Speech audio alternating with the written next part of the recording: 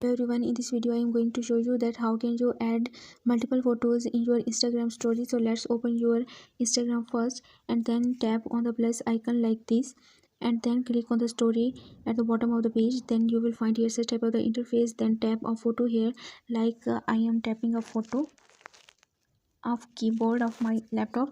So then you want to add more photos or the multiple photos on this story, so just tap on the stickers option at the top of the page like this and you will find here such type of the interface.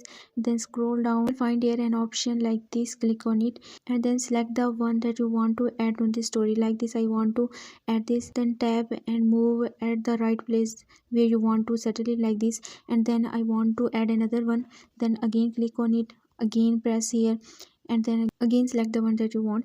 Like I want to resize and reshape it, so just click on it. You will find here such type of the different styles of this photo and then drag at the right place where you want and then so on.